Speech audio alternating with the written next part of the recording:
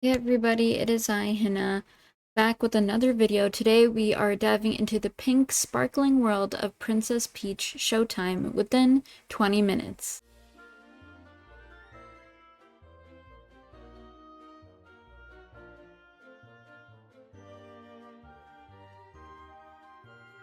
Now, before we get started, I do want to share I have not played this and actually don't plan on playing this game. All the info in today's video is based off gameplay and observations I've made, and obviously some other sources, and they will all be shared into the bio below this video. I have other videos in this series that you can check out as well, so make sure to look at them before you watch this if you're interested, or if you're interested in these type of videos, please just let me know. So one of the reasons I'm not interested in playing this game is just it didn't really catch my eye. It wasn't something I was interested in, and I live in Canada, so Nintendo and Canadian prices, well now even American prices, they just don't go well together. So I have not played this game, but through all this research, I might even just try it out on my own just to play it a little. We'll see, maybe. Anyway, let's get started on some Peach gameplay from Nintendo in the past. This was not the only standalone Princess Peach game. She had a game called Super Princess Peach for the Nintendo DS back in the day. Now, let's start the yapping about this game. Now, it starts with our amazing little toad running up to Peach and showing her a flyer or invitation. In the flyer, the Sparkle Theater, come experience dreams, mystery, and adventure with us. Peach takes a trip to the island and has her little toads move her luggage. I would never do that to you, toads, okay? I cherish you very much. He's never fallen on the floor, I swear. I swear. You enter inside where Toad goes to get Peach some tickets. While he's gone, you can explore the theater lobby. You see these little guys around called Theets. Kinda look like different mixes of other characters seen in other Nintendo games. Some are waiting for the show while others are working. Toad finally is back with tickets and you're ready to go see your show. When all of a sudden, I hear this agitating, grating voice. Sorry. I had to do the Abby Lee quote for this one. I started the sentence and I just had to do it, okay? It gets dark and a portal opens in the middle of the theater. A purple what looks like a witch spawns in, ready to show a terrifying performance featuring Grape, aka Madame Grape, which is also the main antagonist in this video game, and her crew, the Sour Bunch, by throwing a huge gust of wind knocking off Peach's crown, sending her luggage and all the toads out of the theater, separating them from Peach, who is stuck inside. The whole theater changes into Grape's aesthetic, with purple light banners, designs, aesthetic. Peach is then surprised by a crying-looking Sunflora that I don't know why I think looks like a Sunflora, but you know what it also reminds me of? It also gives me a reminder, a little glimpse of Rosalina. The outfits are so similar that I even thought it was. It's funny because other people also thought the same thing, where to the point where Nintendo had to deny that that is not Rosalina. But I want to think that some type of connection, you know? That'd be cool. But this cute little sparkle sprite, not flower, is named Stella, who watches over the theater. Stella asks for help from Peach, that the masked people are ruining the plays around the theater. Peach agrees to help out. Alongside the power of Sparkle, we soon discover that Sparkle fixes a lot in the theater. Stella gives the power to Peach, which turns her hairstyle into a ponytail with a cute little pink bow. And that bow or ribbon is used to activate the power of Sparkle. She uses the Sparkle to discover it helps a lot of Theets. As you're completing each area, you acquire these gems that are packed with shining powers. With Stella, Peach is able to transform into other types such as Sword Fighter Peach, Ninja Peach, and a bunch of other Peaches. The cool thing about these levels is Peach is actively acting in the play. The spotlight's on her, you can hear clapping from the audience. At some point, even though she's helping the theater from these nasty enemies, she's also putting on a show, which is very reflective and super cool of them very much just showing that it is literally musical theater and Peach is the main star. To the point where even at the end of the game, you're even doing a final bow. I love that each level is themed, of course, since it is a theater. Each area has a different story, but having Peach adjust to it makes it even better and more fun and way more creative for the game. I think that's something that actually wants me to consider playing this game, maybe. Her cowgirl outfit, so cute. I gotta admit, giving me Jessie and Woody vibes from, like, you know, Toy Story, like that outfit with the boots and like, I know it's like very Western, like Hannah, it didn't originate from like Toy Story. Like it's literally cowboys, cowgirls, but it just looks so good on Peach. And I love Toy Story, so that's like connected to Toy Story somehow. Speaking of Peach's design, I always wanted to talk about Peach's hair, specifically her bangs in the middle. I know a lot of people see that as a peach, like that's the point of her name. Like her name is Peach because her bangs in the middle of her head is shaped as a peach, but people also see a heart. Or in my head, it morphs into Bowser from Super Mario 64 that traumatized me as a kid.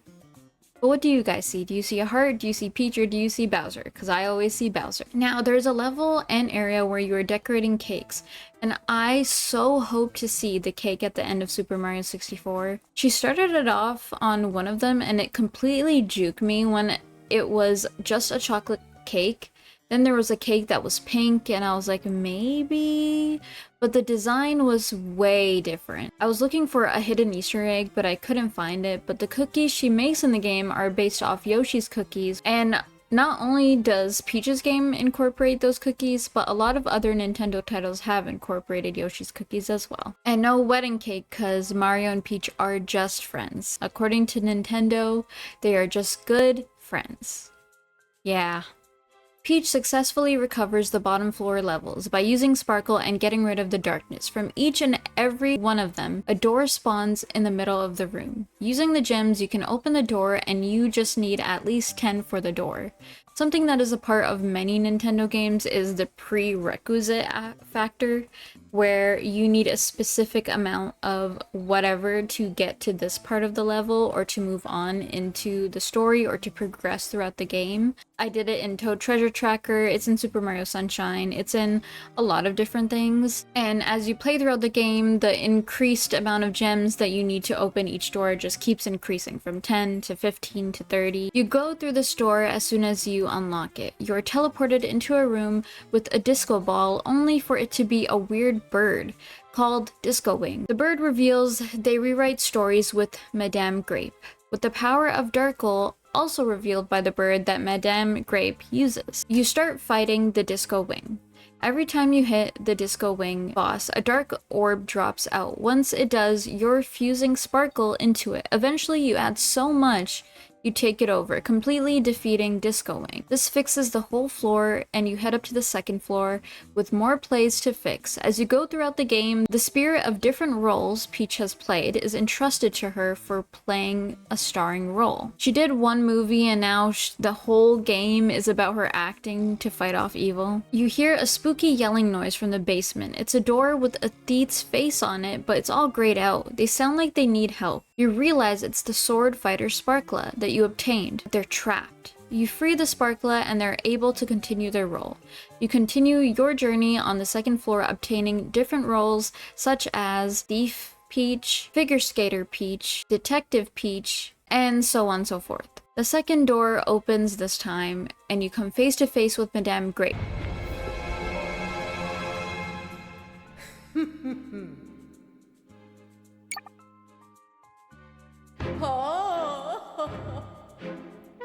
Laughing at your efforts to save the sword fighter Sparkla, saying it's not enough to stop them. They also mention their theater, which I am curious about when they say their theater, like this is my theater. Does that mean that Madame Grape was an actress there, or did Madame Grape own the theater before and it was taken away and that's why she's so angry? I don't really know. The second boss you fight is a snake called Lightfang. These names aren't getting any better is what I'm gonna say. I think the boss names could have been at least better, or nothing involving, like, I know they wanted it to connect to like theater stuff, like even equipment, but like I think it's a little too punny and cheesy for me, so I don't know about these boss names, but it's okay, it's not bad. I just think they could be better. You beat it and unlock another floor. The third floor you unlock Mighty Peach Mermaid Peach.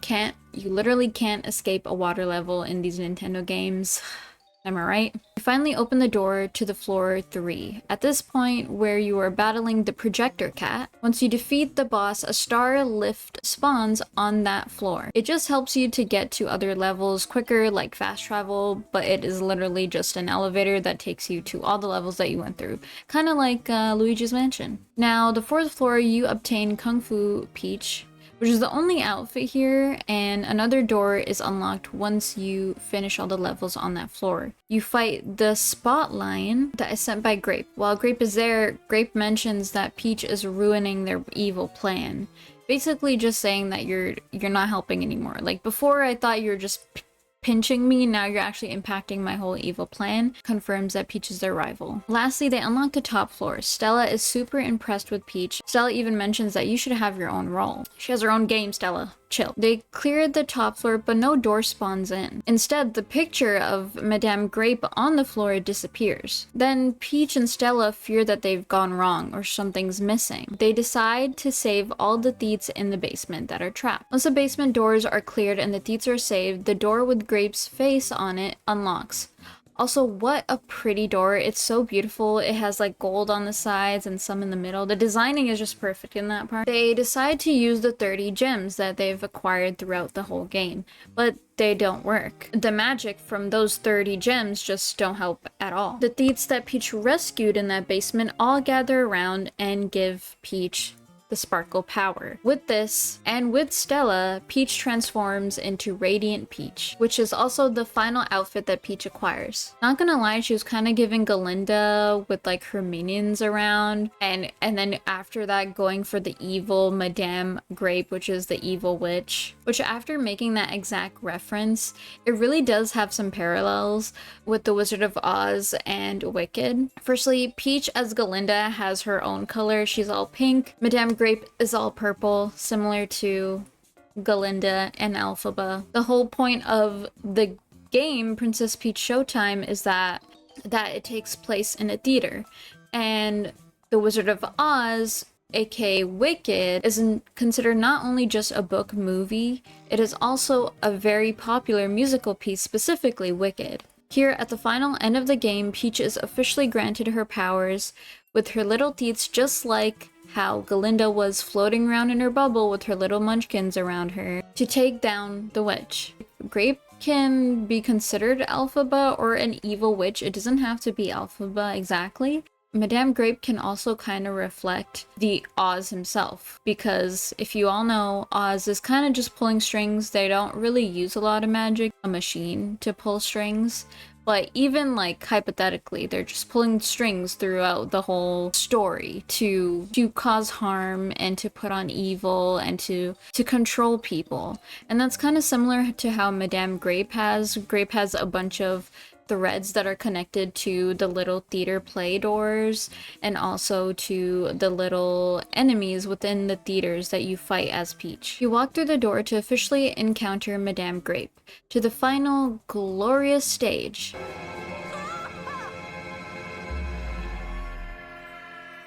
And there you fight Madame Grape. The level / like the area where you're fighting Madame Grape is beautiful. The whole aesthetic there and everything was very on theme of like an ending of a play of an antagonist. It just looked really good. It was on theme of what a theater should look like or what a play should look like. You beat Grape and Grape's mask falls down. Stella and Peach are so happy that they decide to leave, but as they're leaving, there's a phase 2.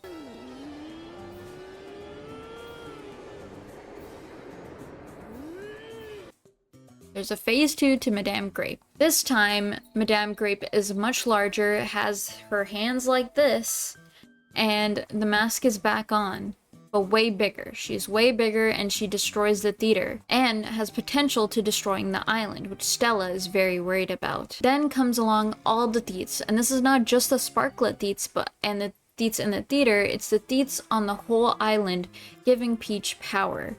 Peach goes back into her outfit, Radiant Peach, to fight once more Madame Grape. Madame Grape is defeated, beating her face in, her mask breaks to the ground, and beating the the dark orb pimple behind it, and you basically defeat her. With that, after that, you basically rebuild the theater that was crushed by Madame Grape. And that comes to the final scene, shall I say, of the play, where you literally get an applause and take a final bow in the game. And that's the end of Princess Peach Showtime. At the end, through those credits, they're showing little pictures. Through one of those pictures, you do see two toads come back with Peach's crown to give it back to her that she lost in the beginning of the game. And also, one of the pictures transitions out for you to see a table, the invitation letter, the picture, and Peach's crown. And that concludes Princess Peach Showtime. I did mention the parallels of famous theater plays. It also kind of parallels with Barbie.